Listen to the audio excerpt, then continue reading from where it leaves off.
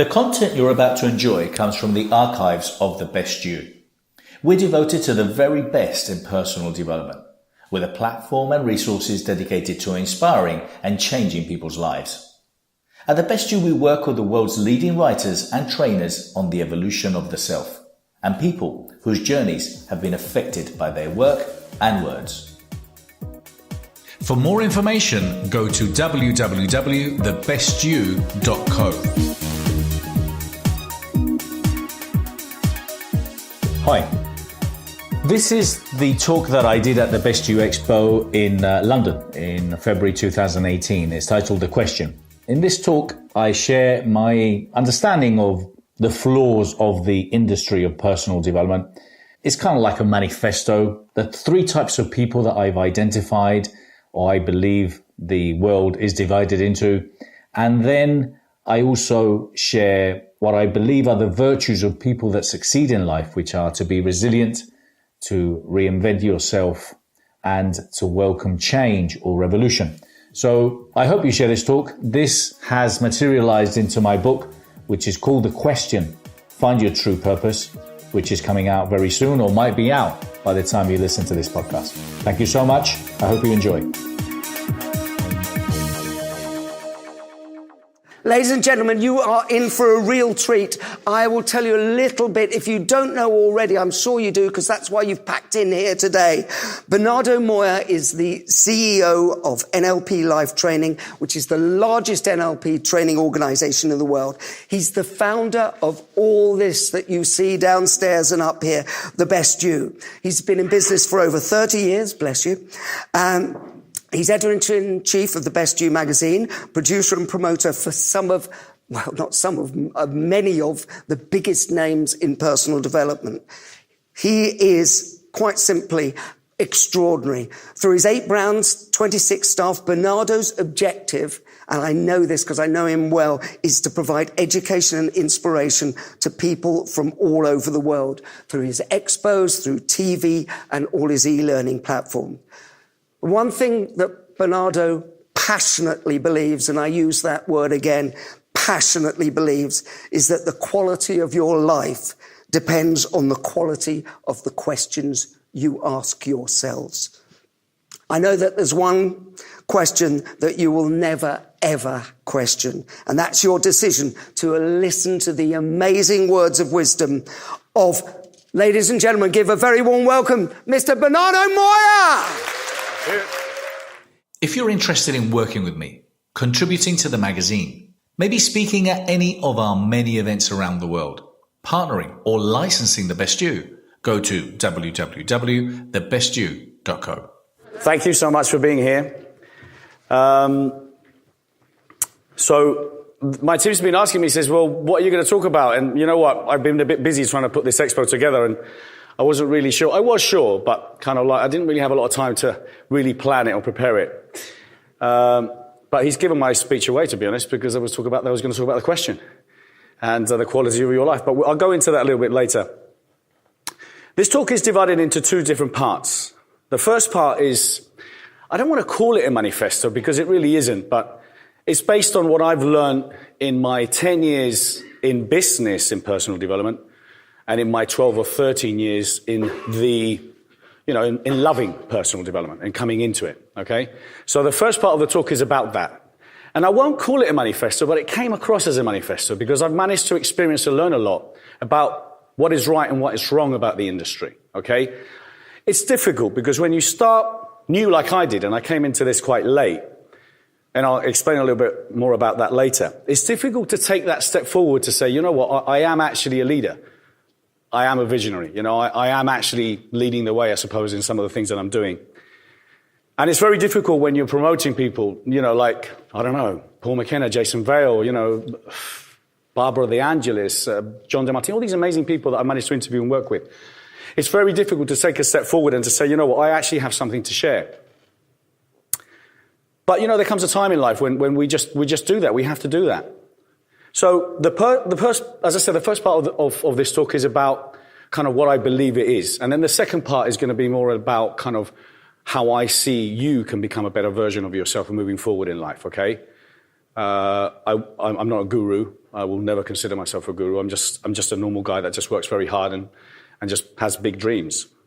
So life, for me, has obviously been very interesting. It's been challenging. And in some points, I've hit rock bottom many, many times. It's been, and these moments have been turning points in my life. And a lot of us have had those. We've had those turning points. Something that has impacted us dramatically, either personally or professionally. And what happens is we hit rock bottom. And when you hit rock bottom, it's a moment when you just literally have to start looking at life. And it's the time where you can really say, you know what, I give in, or I'm going to come back with a vengeance. And I'm going to reinvent myself. And I'm a great believer in that. One of the things I will say that it's never, ever too late, and I will say that later again. It's never too late to become the best version of yourself. So I've worked very, very hard. Very, very hard. Tens of thousands of hours into the new project, the new idea, whatever it was. When it was real estate, when it's real estate, when it's personal development, it's personal development. I give myself in 100%. And obviously I've sacrificed a lot of valuable time with my family and my loved ones in pursuit of that big dream, of that next big thing. And if I have achieved anything, or if I have anything that I'm really proud of, is obviously my family. They're my legacy. When you're parents, you understand that. You want your kids to be better than you, and I know they are. You can see the charisma, you can see who they are, and they're just, when they evolve into these beautiful, growing, individuals, which are so amazing, that's what I think every parent wants. So they're my pride. I'm very proud of what I've achieved, I think, from a business point of view. And do I have regrets? Yeah, but I mean, I just never look at the past. If I've learned anything, so I don't know, I was talking with someone this morning and they were telling me, I said, we can't sort that out. That's the past. Let's talk about now. How can we sort this out now? For me to focus, I need to be looking at where I'm going. I can't be looking at the past. It doesn't help me. I've got information from it, but I need to be looking forward. So that's one of the things that I've learned. But I came late into the industry of personal development from a place of despair, tremendous darkness and uncertainty. I lost my financial independence, the first time at 26, the second at nearly 38, 37. So pretty much banks were taking over, 25 employees, everything was going under, and it was all happening in front of me, and I just couldn't believe it because I just didn't believe in the real estate bubble. Oh my God, was it a bubble or what? And it caught me, and I wasn't expecting it. Luckily, I was on my journey of personal growth. I came across NLP. And for all of us, we all have a moment in these turning points whereby it might be an article, it might be a quote, it might be a book, it might be someone's talk. There's something that triggers something in our life that all of a sudden we start doing things differently. We start looking at life differently. And I experience this many, many times with all the amazing people that I work. And the people that attend those courses are these amazing testimonials. So that book for me was Paul McKenna's book, Change Your Life in 7 Days, which was packed with NLP and Richard Bander's stuff. It was the first time I came across him. And then on the back of that, I thought, you know what, I want to do this NLP training. I went into it professionally because I wanted to learn those techniques so I could help my team to become better communicators. I was still hoping to save my business. Little did I know it was too late, but I was already on my journey of reinventing myself, and I got so much more than I was expected from that training, and all of a sudden I wanted to become a different person. I knew that the job that I was doing was unfulfilling. A lot of us, we go through life and we just basically have a very unfulfilling job and we just carry on doing it. Well, mine was paying off. I had great houses and lifestyle and cars and everything else, but I wanted to do more. I wanted to be more. I wanted to make a difference. How many of you want to do more and be more? Well, we should all want to do more and be more. We should all want to become the best you. We should all want to become the best version of ourselves. So I had that moment, and I thought, excuse me, fuck that, I'm not doing this anymore. I want to do something different. So at the same time as my real estate was going down, I had the opportunity to take this training company on, and that was it. So it was this training that changed my life. It put me in a completely different journey. And so if I fast forward now, well, NLP Life Training, which was a company that I started, is now the largest NLP training organization in the world. It was quite surreal because one day I'm training with them, the next day I'm promoting them. So I then took over and I started NLP Life Training, which is what I continue to do. I still work with these great people. But 5 years ago, I started The Best You, because I thought they were still missing. So within 5 years of in the industry, I started identifying there's something missing. There's all these great talented people, but there isn't a place where people could go and connect and meet them. And there isn't a place where those that are looking, seeking, interested in inspiration or becoming the best version of themselves to meet. So that was the whole idea of the Best You. That's how it came across. Started with a magazine. I instantly knew I wanted to do expos. I wanted to do it all live and blah, blah, blah. So this was in my head 5-6 years ago. And I'm a great believer in the law of attraction, but law of attraction with action. But I'm also a great believer in the law of manifestation. If you make big pictures, you make big pictures in your head, you think big, things will start coming your way. If you don't, it's never going to happen. So I had these ideas in my mind many years ago. I mean, this is a very mini expo for me. I want to have 50,000 people. I want to run them all over the world. I mean, you can't even imagine. I mean, my pictures don't fit in this bloody building. So that's how I got into it. And what I will say is that I learn a lot, and to say that I learn a lot is an understatement. I've worked with some amazing people. But I've also have to say that, and I've worked with some amazing people. But let me say on the other side, I've also met a lot of people. Now, this is me now, the promoter, telling you that I've met a lot of people that I am very disappointed with. These are people that are in the industry who are simply interested in being in this business for the wrong reasons, for making money. They're just interested in filling rooms and just making sure that they sell to as many people their new program. There's a lot of people that read, that write these amazing books, but they're not congruent. I've met them. And a lot of them are sad, angry people. A lot of people should read their books, memorize it, and then go and practice it. Again, very disappointing. So that's what I feel in somehow is wrong with it. I think a lot of people expect me to put everything that I have put, everything that I work so hard. You can't imagine what it is to put an event like this together. And everyone, or some people, expect me to put all my resources at their disposal simply because of their name. And it's not right. So, but then on the other hand, there's the other people that are on the other side of the book, the quote, the seminar, and I've come across 3 types of people. There are those that are literally in the world, they've learned certain things in life and in school, and that's it, they're pretty much getting on with it. They just have, in a way, given up.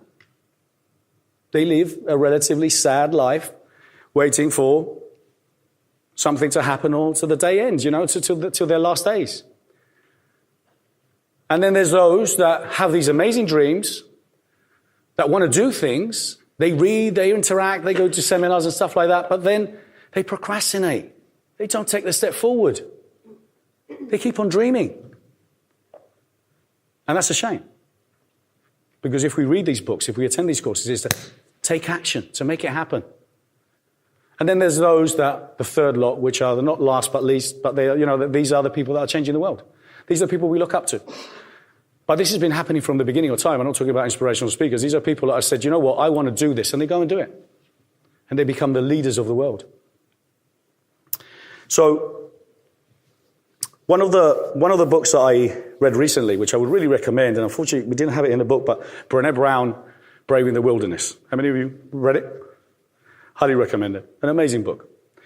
And Braving the Wilderness it's about the metaphor about being brave to find your own path. And finding your own path means sometimes you've got to be prepared to be alone. Braving the wilderness. And we're scared. We're frightened. And funny enough, 2-3 months before that, by reading her book, I actually came up with something. One of the days when I get some inspiration, which is when I normally walk.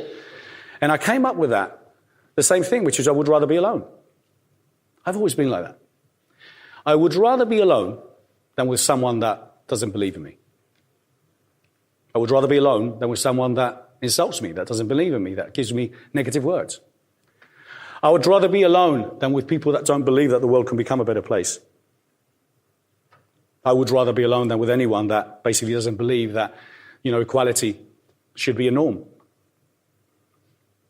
So think about it. Be prepared to be alone if you want to succeed in life. Break those comfort zones that we tend to live in. They're no good. Push yourself. Because you know what? We tend to believe that we're immortal, that we live forever. We know we die, but we just don't think it's going to be tomorrow. We don't think it's going to be next week. So we keep putting off these things. We keep on procrastinating. Why? I'm not going to say a lot of swear words, but why the fuck? Okay?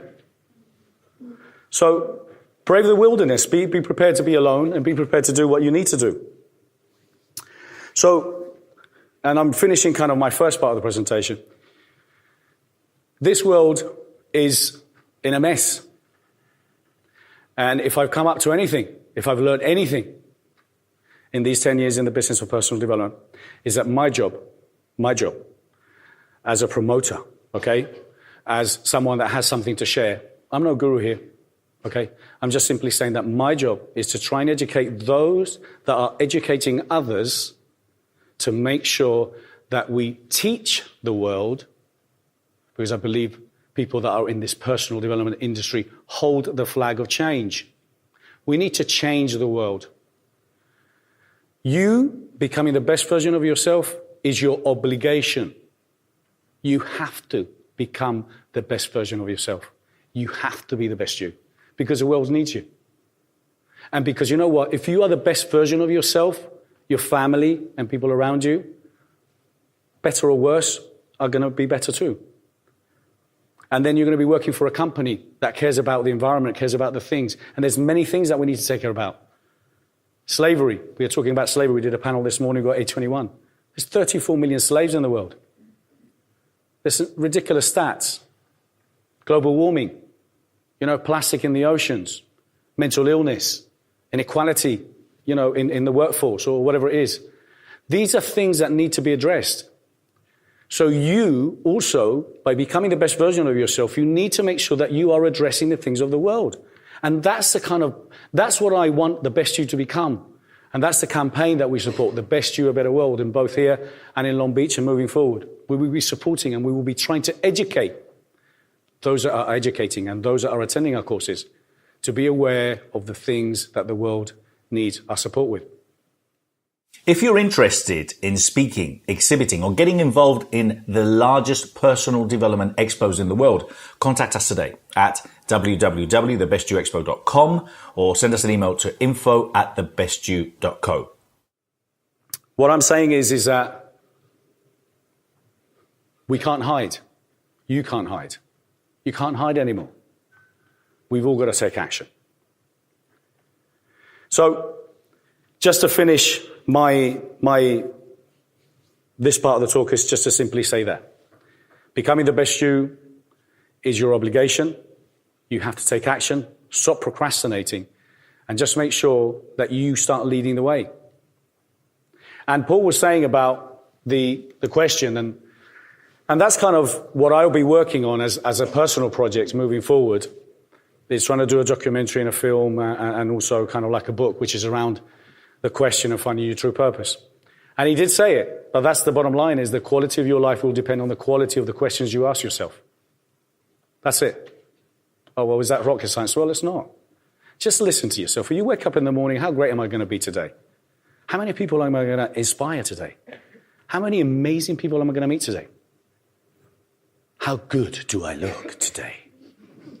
Whatever it is, just turn it on. But there's other people, oh my God, how fucking shit is today going to be? How much traffic am I going to find today? How many people are going to piss me off today?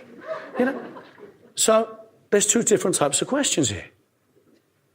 The quality of your life will determine the quality of your questions. And what I was saying is we will have a social, personal, professional, and global responsibility. So there's 7.4 billion, 50,000 up or down, in the world at the moment. And one of the questions I asked myself is that, well, it's by 2,100, it's 11.2. That's a big increase, isn't it? And one of the things that I have no doubt, I always used to love history. Imagine these guys, these Vikings. They're in this little wooden boat, and they're up in Sweden somewhere, and they're thinking, let's get in this little piece of wood, and let's go over that way. What's over there? I don't know. Let's go and find out. What have we got? Nothing. Just some water, a bit of rum, and some salt. Let's go. From the beginning of time, people have been pushing the boundaries of what possible and is possible. I mean, just think about the world is full of amazing stories. Just go back and read the history books of people that have pushed the limits.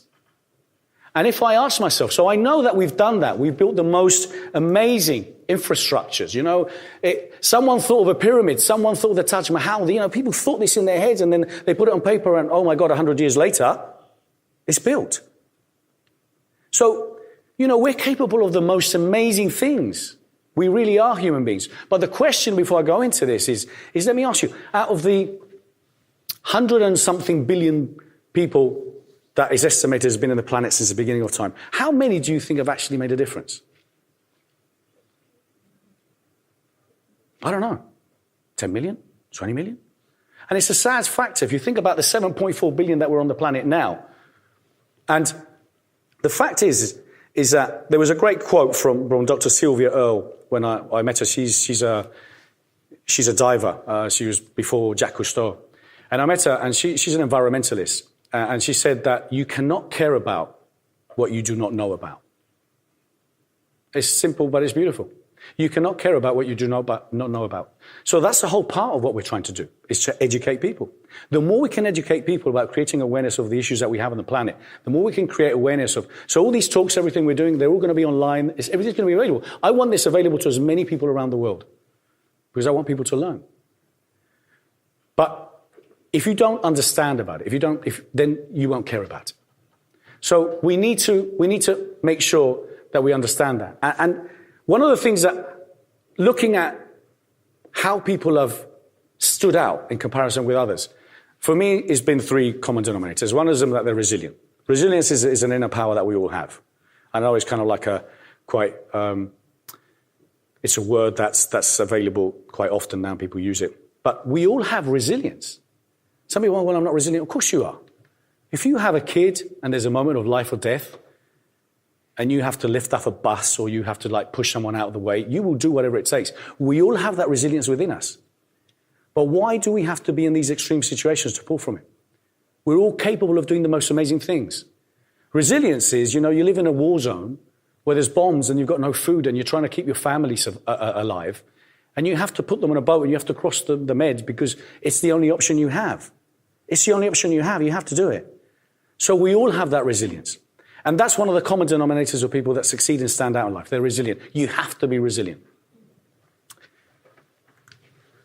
The other thing is change or revolution. From the beginning of life, if we look at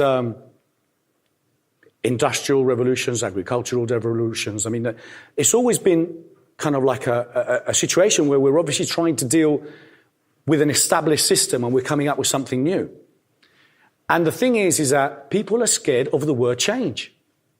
The moment you start embracing change as a good thing, it's happened to me so many times. I've had adversity just hit me right in the face. And I always start looking at, what am I going to learn from this?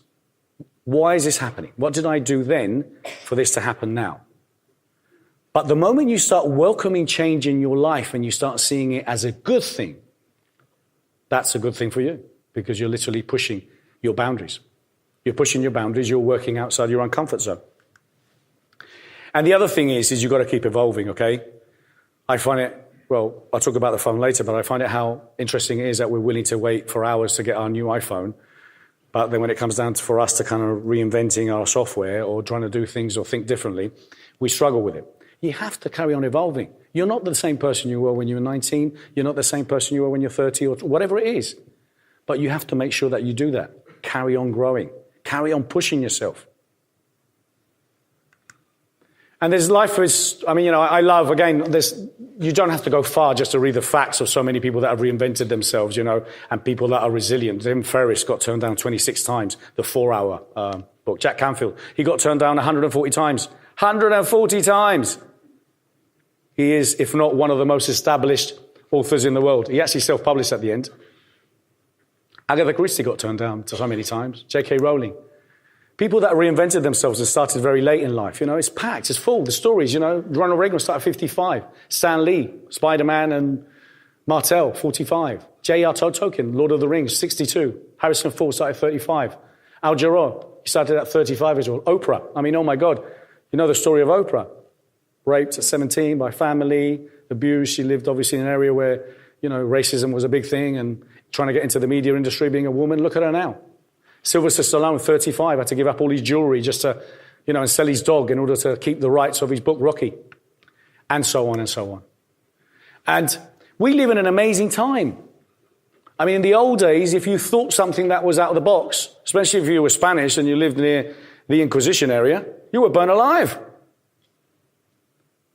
How lucky are we now? I mean, literally, we can get on our phones, we can say what we want. We can tweet away. Yeah. So, we've thought amazing things. We have amazing tools at our disposal. I'm sure you know, but we've got more technology in our iPhones than they had in the Apollo 11. We can go global, we can be Facebooking live, we can do anything we want. The only thing that's stopping you, in some cases, is you. Hashtag no excuses. Hashtag no bullshit. That's my approach. I can smell bullshit from a mile away. I can hear people talking about all the reasons why, all the reasons why, all the reasons why. What are you actually going to do about it? So, the world is full of contrast. We have a big objective and we have a big goal for us to achieve.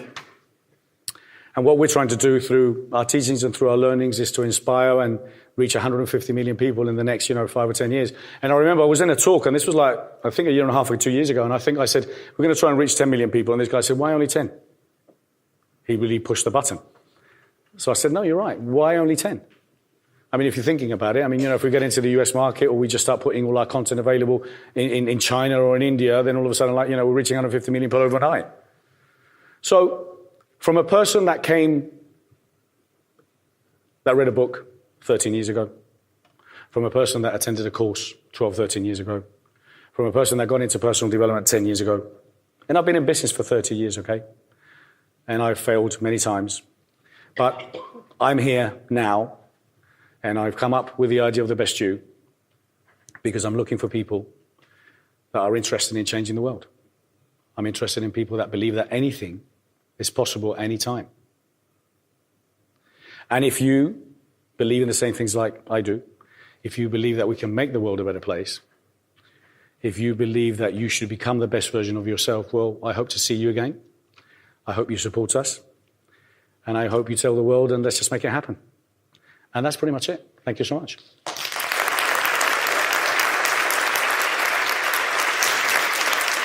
Ladies and gentlemen, I think you'll agree with me, a true inspiration. The Chief Inspirational Officer of the Best You, Mr. Bernardo Moya, one more time.